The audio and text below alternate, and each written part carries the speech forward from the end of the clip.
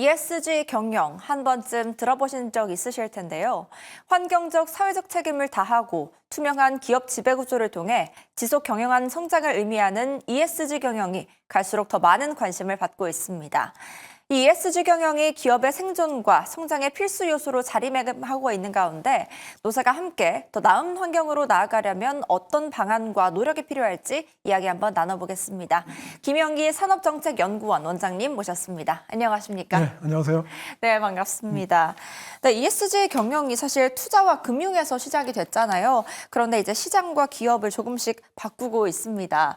네, 미래 성장을 위한 필수 전략으로 주목을 받고 있는데 ESG의 의미 다시 한번 짚어볼까요? 예, ESG는 벌써 몇 년 동안 가장 핫한 이슈로 국내 경제계를 흔들었던 것 같습니다. 그 ESG는 영어의 첫 자리 문자로서 환경, 사회, 건전한 거버넌스 이렇게 설명할 수 있을 것 같아요. 조금 전에 사회자께서 G를 지배구조라고 설명하셨는데 우리나라 여러 가지 행정부 지침에는 지배구조로 되어 있습니다만 저는 이거를 건전하고 투명한 의사결정 구조, 그래서 그냥 거버넌스로 불러면 어떨까 이런 생각을 해요. 우선 그 환경을 의미하는 E는 environment로 명사로 쓸 경우도 있고 environmental 형용사로 쓰는 경우도 있는데 저는 이 자리를 빌어서 이거 좀 적확한 언어를 쓰자고 좀 주장하고 싶어요. environment 하면은 환경 전체를 뜻하는데 여기서는 그런 뜻이 아니고 environmental issues, 즉 환경적 문제를 해결하자 그런 의미입니다. 그래서 좀 형용사로 표현하는 것이 더 적확한 표현이 아닐까 이런 제안을 드리고요. S도 society가 아니고 social입니다.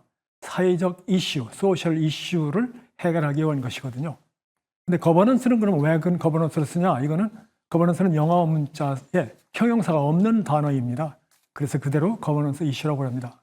그래서 저는 좀 더 이 용어를 제대로 적합하게 쓰는 것이 정확한 문제를 해결하는데 척경이다 그런 생각을 가지고 있어요.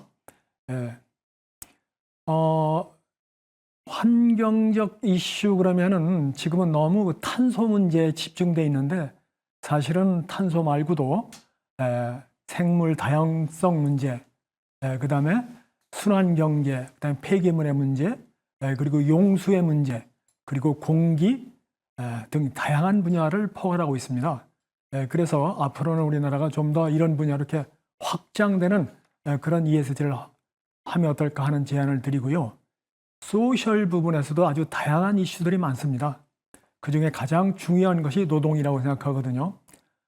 대부분의 관련된 사람들이 연관돼 있는 이슈, 그중에서도 노동의 이슈가 가장 중요하기 때문에 오늘은 저는 ESG 중에서도 노동 이슈에 좀 포커싱을 해서 말씀을 드리고 싶습니다.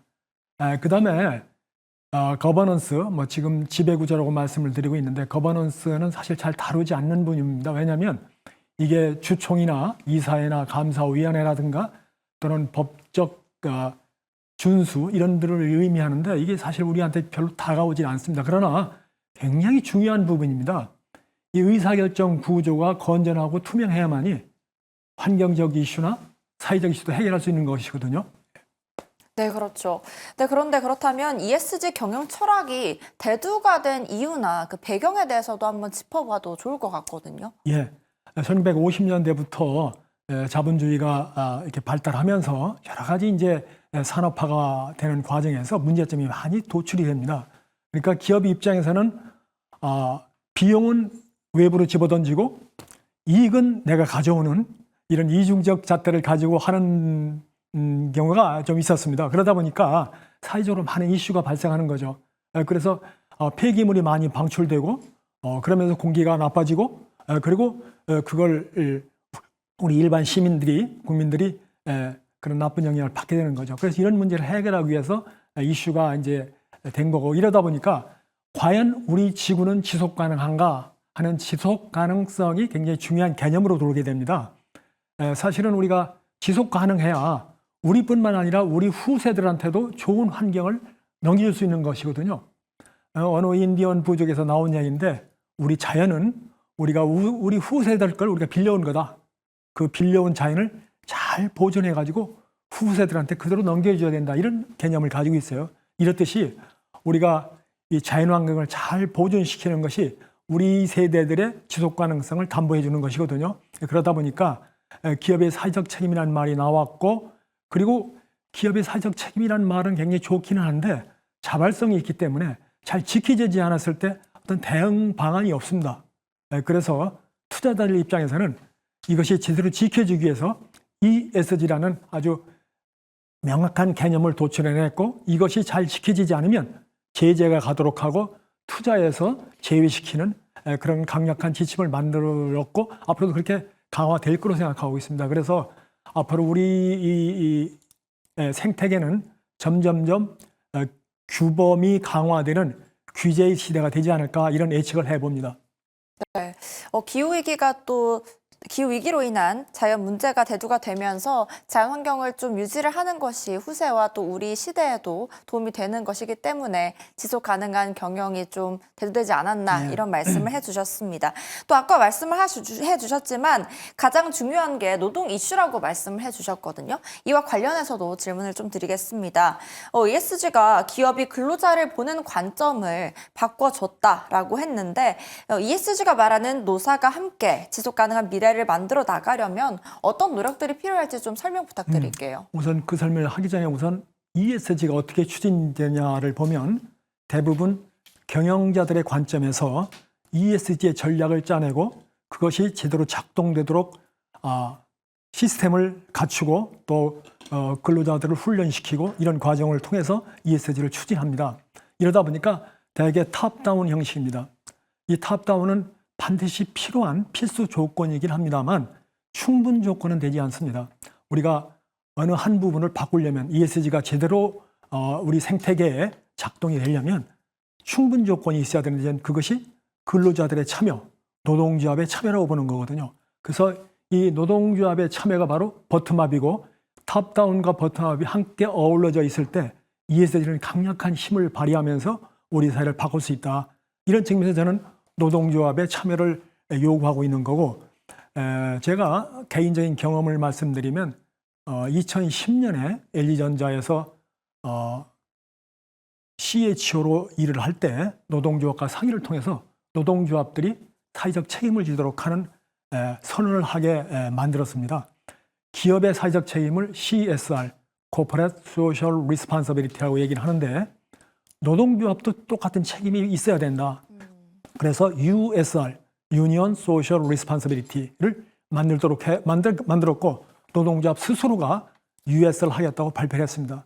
이런 과정을 통해서 노동조합의 조합원들도 서로 자부와 긍지심을 갖게 만들고 또 노동조합이 스스로 우리 사회를 변화에 뛰어들도록 하는 그런 모멘텀을 만들어낸 것이거든요.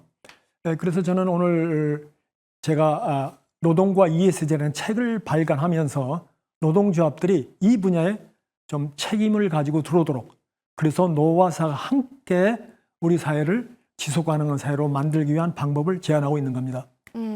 그런데 노동조합이 스스로가 좀 긍지를 가질 수 있도록 한다라고 말씀을 해주셨는데, 이런 탑다운과 또 바텀업이 함께 지속이 되려면 좀 구체적인 방안들도 있어야 될 것 같은데 예시를 좀 들어주실 수 있을까요? 우선 그 경영자 측면에서 보면 근로 환경을 바꿔줘야 됩니다. 최근에 노동 현장에서 인권이 보장이 되고 그다음에 근로 조건이 개선이 되고 또 근무 환경이 개선이 되고 또 적정하고 공정한 임금을 받을 수 있어야 되고 또 적절한 복리후생 제도가 작동이 돼서 근로자들도 안심하고 자기 일에 전념할 수 있도록 만들어져야 되고요. 노동조합도 마찬가지입니다. 노동조합도 이제는 늘 노동조합의 그 존재 이유는 뭐냐면 조합원들의 권익 보호입니다. 조합원들의 권익 향상이 노동조합의 기본 존재 이유인데 여기에만 머물러 있어는 안 된다. 이제는 노동조합도 그 역할의 범위를 확대해야 된다. 지금 예를 들어서 국내 삼성, 현대, LG 등 대기업들은 사실은 국내 시장을 놓고 경쟁하는 것이 아니고 세계 시장을 놓고 경쟁을 합니다.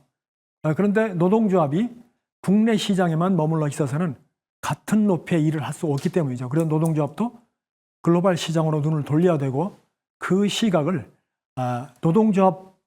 조합원만이 아니고 비조합원 그리고 우리 공급망에 들어있는 다른 외부 업체들과도 함께 노동 현장의 문제를 해결할 수 있는 쪽으로 그 범위를 넓혀야 된다 하는 생각을 갖고요. 그래서 저는 그거를 USR이라고 정의를 했고 노동조합의 참여를 얘기하는 겁니다. 이러기 위해서는 노와 사가 반드시 함께 대화하고 토론하고 해결점을 찾아내야 됩니다. 제가 책에서 제안을 했지만 노동조합이 경영자와 함께 하지 않으면은 요 ESG 문제를 해결하기가 무척 어렵도록 되어 있습니다. 또 경영자 입장에서도 많은 얘기를 우리가 지침을 통해서 얘기하고 있지만 조합원들의 자발적인 참여가 없이는 그 성적을 높이 올라갈 수 없거든요. 그래서 노와 사의 협력이 필수적이다. 이러려면 참여하고 대화하고 또 토론하고 그래서 그 해결점을 찾아내고 그것을 어떻게 적용할 수 있을까 하는 점을 끊임없이 논의해야 된다 이런 생각을 갖고 있습니다. 네, 그렇군요. 정말 깊은 얘기를 해주셨는데 마지막으로 한마디만 듣고 보내드리도록 하겠습니다. 예. 한마디 부탁드릴게요. ESG가 참 어려운 과제입니다. 그래서 저는 몇 년 전부터 ESG가 나왔을 때 이 한마디를 꼭 던졌는데 이거는 아우구스투스 황제가 한 얘기인데요. 천천히 서둘러라. 사실은 이게 천천히와 서둘러라는 서로 형용 모순입니다. 함께 할 수 없는 단어지만 천천히 서둘러라. 그러면은 내가 서두르야 할 때 주변의 목소리를 들어야 된다. 서두를 때 내가 무엇을 보고 서두르는지를 목적을 분명히 해야 된다. 그래서 목적의식을 분명히 가지고 일을 함께 할 수 있기를 바랍니다.